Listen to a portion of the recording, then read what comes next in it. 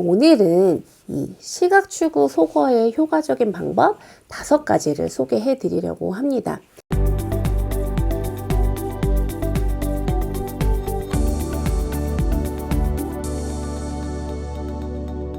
안녕하세요, 터치아입니다. 우리 아이들 중에 자폐 성향이 있고 그 중에 시각추구가 있는 친구들이 많은데요.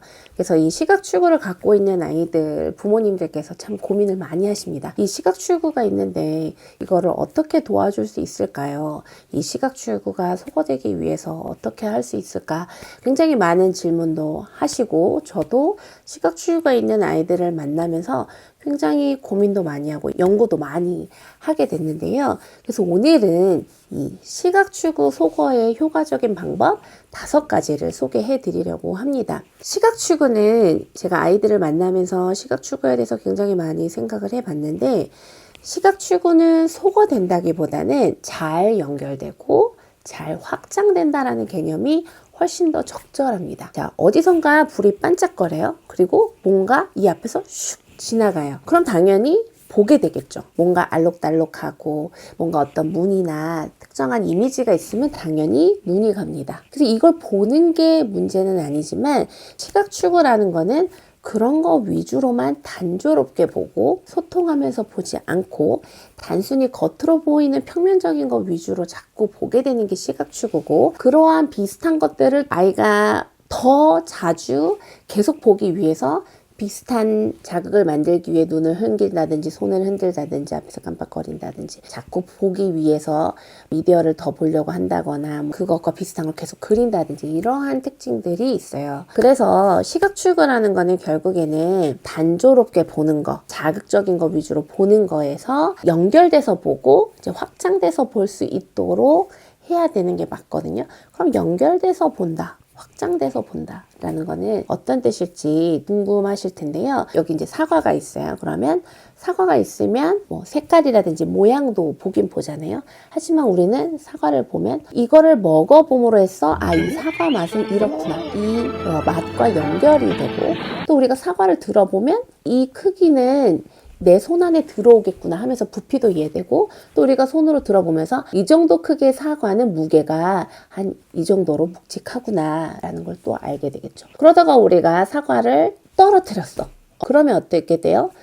멍이 들고 깨지기도 하죠. 그러면서 이 움직임을 통해서 사과가 어떻게 변하는지를 보면서 이 사과는 단순히 눈으로 보기에 색깔 모양만 보는 게 아니라 이것을 통해서 어떤 변화가 일어날 수 있고, 또 이걸 통해서 먹는지 나누든지 껍질을 까든지 무게를 들어보든지 할 수 있는 다양한 탐색과 조작과 활동이 이루어지게 됩니다. 그래서 시각추구는 완전히 소거되는 게 아니라 짧게 단순하게 보는 거에서 연결해서 보고 소통하면서 보고 생각하면서 보고 또 입체적으로 보게 되는 과정으로 연결되고 확장이 되는 것이라고 이해하시면 됩니다. 그러면 시각추구가 조절되고 확장되기 위해서 5가지 방법을 일단 소개를 해드리도록 할 거예요. 일단은 시각적으로 자극적인 매체는 당연히 환경에서 노출을 피해야겠죠.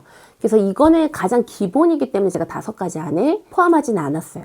그래서 시각적으로 자극적인 거 뭐가 있어요? 반짝거리는 거, 그다음에 당연히 미디어, TV나 이제 스마트폰, 그다음에 평면적으로 알록달록한 책이나 낱말카드, 이미지 이런 것들도 줄여야 돼요. 네. 그래서 눈으로 보는 것 중에 눈으로 쉽게 관심 있게 자극적으로 볼 수 있는 거는 최대한 노출을 줄이셔야 됩니다. 이제 그럼에도 우리 현대사회는 워낙 시각적으로 볼 게 정말 많습니다. 밖에 나가면 차 지나가죠. 전광판 글자들이 있죠. 신호등 불 반짝거리죠. 차들마다 불들이 많이 있잖아요. 그래서 굳이 집에서 뭔가를 보여주지 않더라도 어딜 가서든 눈으로 볼 게 너무 많기 때문에 가정에서만큼은 훨씬 더 눈에 보이는 거 아닌 다른 영역의 것들을 경험을 많이 해주시도록 해야 돼요. 그래서 그 방법들을 5가지 방법들을 소개를 해드릴 거예요. 자, 첫 번째는 뭐냐면요. 시각 추구는 그 특징은 뭐냐면은 소통하면서 보지 않는다는 특징을 갖고 있습니다. 그냥 보는 거예요. 반짝거리는 거 보고, 움직이는 거 보고, 색깔 모양 보고, 숫자 글자 보고, 그냥 보는 거예요. 이것과 소통하면서, 생각하면서, 상호작용하면서 보지 않습니다. 그래서 아이들이 소통하면서 보지 않고 단조롭게 보는 상황이 많아지니까 어떻게 되냐면 사람을 보고 소통하는 게 아니라 사람도 단조롭게 봅니다. 누가 안경을 꼈네, 누가 마스크 꼈네, 어떤 색깔의 옷을 입었고 그 옷에는 어떤 영어 알파벳이나 뭐 어떤 단추가 달렸고 이렇게 단조롭게 보게 됩니다. 그래서 이 시각 추구가 해결이 되려면은 소통하면서 보는 경험을 늘려야 돼요. 소통하면서 본다는 건 뭐예요? 눈 맞춤 하면서 같이 놀이를 하면서 또 잡으러 다니면서 누가 오나 안 오나 보고 그 다음에 눈 맞추면서 보면서 엄마가 나한테 웃어주는지 엄마가 뭐라고 얘기하면서 표정은 어떤지 자꾸 소통하면서 봐야 됩니다. 소통하면서 보고 그 안에서 상호작용하면서 봐야 우리 아이들이 단조롭게 보는 게 아니라 보면서 상대방 감정, 상대방 의도도 잘 이해하게 되고 보면서 같이 모방도 일어나고 보면서 놀이도 가능해지면서 훨씬 더 적극적인 보는 게 가능해집니다. 그래서 시각 추구가 해결이 되고 조절이 되려면 소통하면서 보는 기회를 매일매일 늘려주셔서 눈 맞춤하면서 노는 그런 몸놀이 많이 해주시고 그 다음에 뭐 깍꿍놀이, 숨바꼭질, 잡기놀이 이렇게 서로를 볼 수밖에 없는 놀이들을 많이 해주시면서 소통의 기회를 늘리고 소통 능력을 키워주는 게 무엇보다 중요합니다. 그 다음에 두 번째, 시각 추구는 뭐냐면 눈으로 보는 것 위주로 관심 갖고 받아들이는 거예요. 색깔, 모양, 빛, 어떤 물건 이런 것들 다 눈에 보이는 것들 위주로 자꾸 받아들이는 거거든요. 근데 우리가 일상을 살아갈 때 눈으로 보지 못하는 영역들이 훨씬 더 많아요. 나 배고파. 눈으로 보이나요? 안 보이죠. 나 화장실 가고 싶어. 눈으로 볼 수 있나요? 아니죠. 감각으로 느낄 수 있는 거예요. 그 다음에 나 지금 좀 심심해. 이게 눈으로 보이나요? 이 감정은 눈으로 확인할 수 없죠. 그 다음에 나 지금 너무 행복해. 나 지금 너무 화나. 이런 거 눈으로 볼 수 있나요? 볼 수가 없습니다. 감정과 감각은 눈으로 확인할 수가 없어요. 그래서 시각추유가 있는 친구들은 이 눈으로 보이지 않는 영역이 어때요? 취약해집니다. 왜냐면 눈으로 볼 수 있는 것 위주로만 관심 갖고 눈으로 볼 수 있는 것만 받아들이기 때문에 눈으로 볼 수 없는 영역은 잘 이해도 어렵고 잘 받아들이려 하지 않아요. 그래서 이 감각과 감정의 경험을 굉장히 많이 해야 되고요. 특히 감각과 감정 영역 플러스 힘입니다.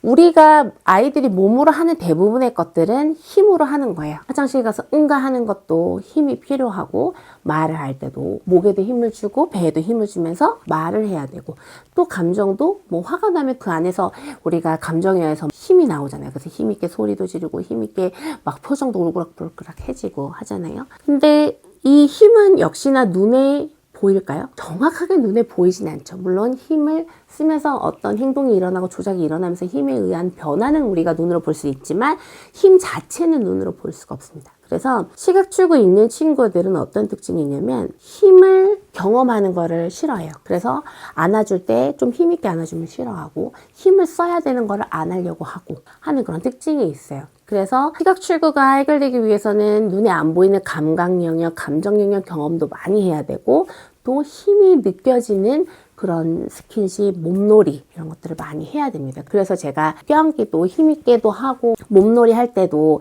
자기가 엄마를 이렇게 말도 태워주고 동생을 안아주고 힘을 쓰는 걸 많이 하라는 부분들이 단순히 눈으로만 보는 정보를 받아들이는 게 아니라 눈에 보이지 않는 영역들을 훨씬 더 폭넓게 알아가기 위해서 필요하다는 거예요. 그래서 힘쓰는 거 많이 하게 해주시고 몸으로 움직이면서 눈에 안 보이는 감각들 많이 느끼고 그다음에 감정도 많이 느낄 수 있게 표정도 많이 보여주시고 아이가 충분히 웃고 울고 많이 감정 경험을 할 수 있도록 해주시는 게 시각추구 해결하는 데 매우 효과적입니다. 그 다음에 세 번째는 뭐냐면요. 제가 아이들 만나면서 부모님들이나 또 함께하는 선생님들한테 자주 얘기하는 게 있는데요. 바로 얼굴 마사지예요. 물론 아까 2번하고도 굉장히 연결된 내용이긴 한데요. 눈은 여기 있죠. 그래서 눈을 자꾸 보기만 하면 이렇게 자꾸 보기만 하면 이 안면 근육을 안 쓰게 되고 안면 근육을 통해서 느껴지는 감각을 수용을 잘 안 하게 됩니다. 그래서 이렇게 시각추구가 발생이 돼서 안면 근육을 안 쓰게 되면 어떻게 되냐? 씹는 것도 잘 안 하려고 하고요. 말도 잘 안 하려고 해요. 자, 말을 할 때 입술 주변도 움직여야 되고 제가 표정도 막 움직이고 계속 혀도 움직이고 하잖아요. 근데 이 눈으로 계속 보는 걸로만 사용하다 보면 이 주변 근육을 사용하기보다는 안 사용하는 시간이 많아지고 안 사용하다 보면은 선택적으로 더 안 쓰려고 하게 됩니다. 그래서 시각축구 있는 친구들이 언어 발달이 느리고 또 시각축구 있는 친구들이 말을 하긴 하더라도 굉장히 필요할 때만 잠깐 얘기하고 대부분은 말을 잘 안 하려고 하고 또 말을 하더라도 이 조음을 적극적으로 하지 않기 때문에 발음이 정확하지 않거나 아니면 목소리가 작거나 짧게만 얘기하는 그런 특징을 갖고 있습니다. 그래서 시각축이 있는 친구들은 이 눈 주변 근육을 많이 쓸 수 있게 얼굴 마사지를 많이 해야 됩니다. 얼굴 마사지, 서로 막 윙크 놀이도 하고 눈 주변도 이렇게 만져주고 매공도 하고 입턱 벌리는 거 하고.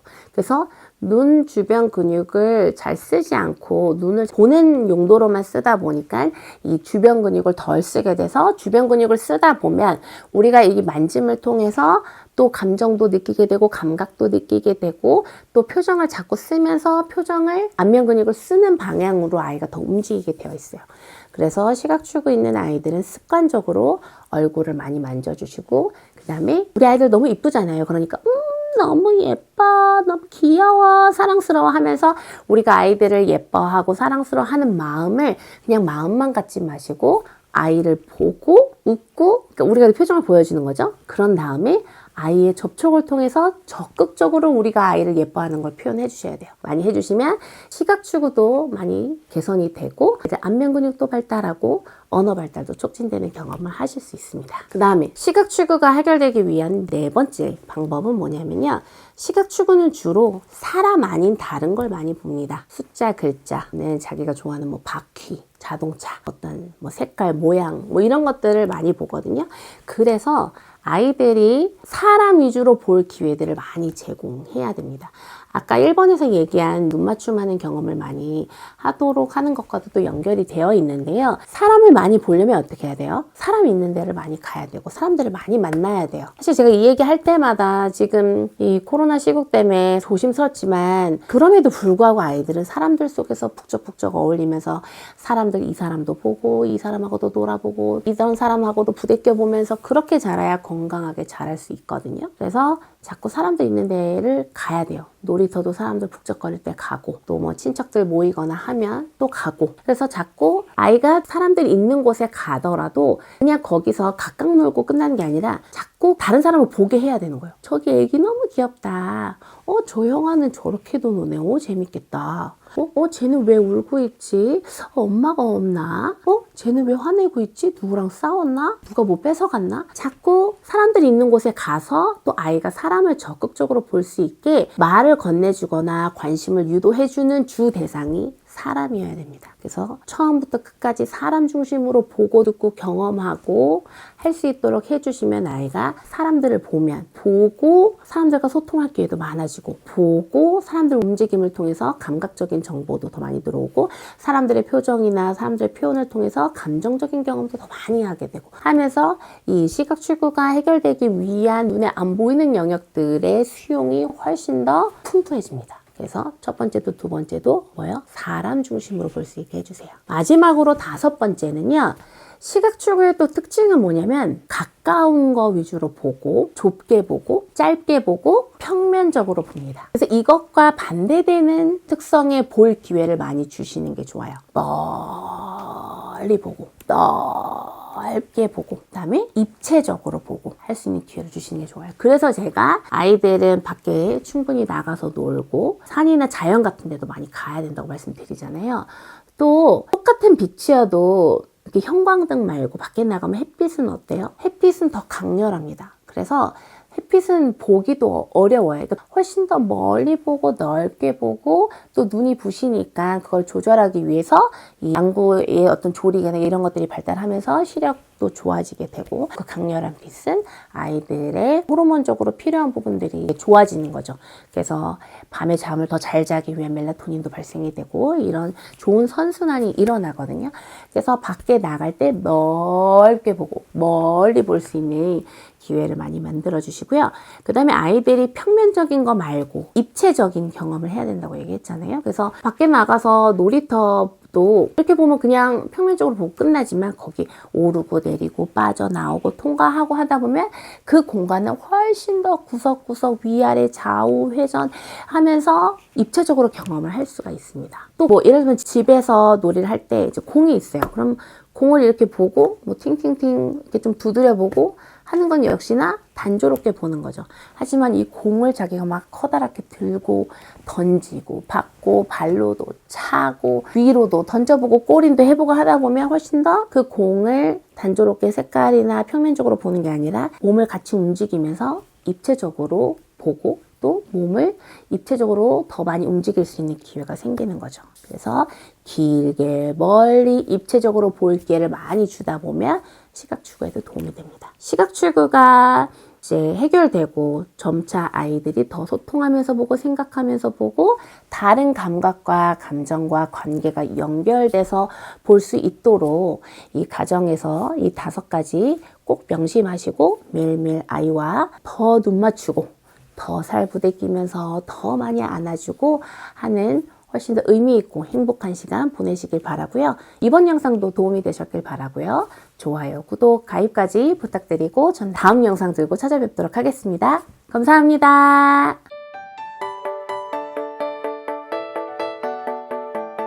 아이 발달이 느린가요? 자폐 성향이 의심되나요?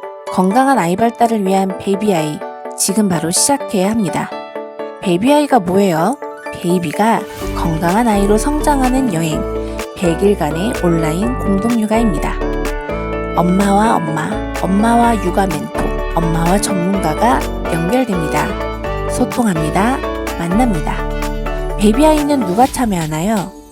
아이 발달이 느리거나 자폐 성향이 의심되어 걱정되는 엄마, 아빠, 독박 육아로 힘들고 우울한 엄마, 아이 발달 위해 알고 싶고 공부하고 싶은 엄마, 아빠. 베이비아이는 무엇을 하게 되나요? 아이의 일상을 포함한 고민과 궁금증을 나눕니다. 일기 쓰듯이 편하게 나누시면 돼요. 내 아이와 비슷한 또래의 부모들과 온라인 만남을 가지며 소통합니다. 육아 멘토를 통해 조언을 얻습니다. 발달 전문가로부터 피드백을 받게 됩니다. 아이와 집에서 할 수 있는 놀이 방법을 제공받습니다. 아이 발달을 이해할 수 있는 강의 영상을 제공받습니다. 베이비아이를 하면 뭐가 좋은가요? 엄마에게는 아이에 대한 지식과 지혜가 제공됩니다. 엄마의 마음이 위로받고 편안해집니다. 아이에게는 성장 발달의 기회를 줍니다. 아이의 잠재력을 마음껏 펼칠 수 있는 건강한 환경을 제공합니다. 아이의 일상을 함께 나누기에 훨씬 더 면밀한 피드백을 받을 수 있습니다. 베이비아이, 온라인 공동육아와 만나면 특별한 일이 생겨날 거예요. 엄마와 아이는 성장합니다. 기쁨은 커지고 행복해집니다. 우리 지금 만나, 당장 만나요.